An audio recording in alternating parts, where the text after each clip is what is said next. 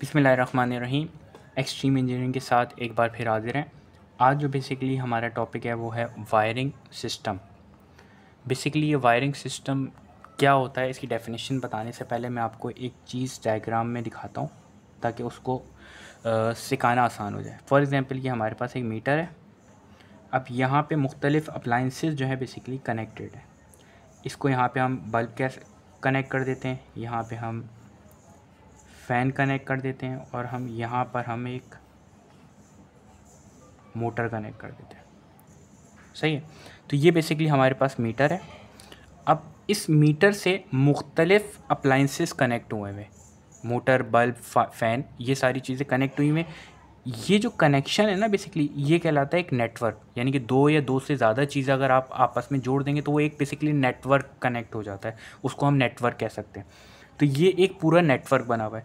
अब इसमें क्योंकि अगर हम मोटर चला रहे हैं तो अब मोटर में हम कंट्रोल भी करना चाहते हैं। अब ऐसा तो नहीं है मीटर से डायरेक्ट तार लगा दें। अब अगर हमें बंद करना होगा तो हम क्या करेंगे, हमें तीनों को डिस्कनेक्ट करना पड़ेगा। तो हम यहाँ पे एक कंट्रोलिंग के लिए एक बटन लगा देंगे, स्विच कह लें, स्विच बटन या जो भी। अब हो सकता है कि मोटर ओवरलोड हो, तो अब ओवरलोड के लिए हम एक प्रोटेक्शन भी लगा देते हैं, थर्मल ओवरलोड, या हम ब्रेकर उसमें ब्रेकर लगा देते हैं कि अगर ज़्यादा करंट ले तो वो ट्रिप हो जाए। तो अब हमने इसमें दो चीज़ें मज़ीद ऐड की, एक कंट्रोलिंग ऐड की और एक सेफ्टी डिवाइसेस या प्रोटेक्शन ऐड की। तो ये चीज़ जो कहलाती है ना, जिसमें हर इक्विपमेंट या हर इलेक्ट्रिकल डिवाइस अपने अपने लोड के मुताबिक बेसिकली करंट को कंज्यूम कर रही है और उसमें कंट्रोलिंग भी है और सेफ्टी का फीचर भी ऐड है। तो इस तमाम चीज़ों को, इसकी अगर हम डेफिनेशन पढ़ेंगे तो ये बेसिकली हमारे पास कहलाता है एक वायरिंग सिस्टम। तो अब इसकी हम डेफिनेशन को पढ़ते हैं ताकि आसान हो जाए।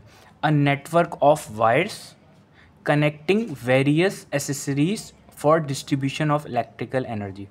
अब ये देखें, connecting a network of wires, ये एक नेटवर्क है वायर्स का जो कनेक्ट हुआ हुआ है वेरियस एसेसरीज से for distribution of electrical energy. Basically ये एक इलेक्ट्रिकल एनर्जी है जो डिस्ट्रीब्यूट हो रही है। सही है। फ्रॉम द सप्लायर मीटर, यानी कि सप्लायर मीटर से जहाँ से सप्लाई आ रही है, टू द न्यूमरस, यानी कि मुख्तलिफ इलेक्ट्रिकल एनर्जी कंज्यूमिंग डिवाइसेस या इलेक्ट्रिकल कंज्यूमिंग इक्विपमेंट या जो भी कह सकते हैं, ये बेसिकली कंज्यूमिंग डिवाइसेस हैं आपकी, सच एज लैम्प, फैन और अदर डोमेस्टिक अप्लाइंसेस।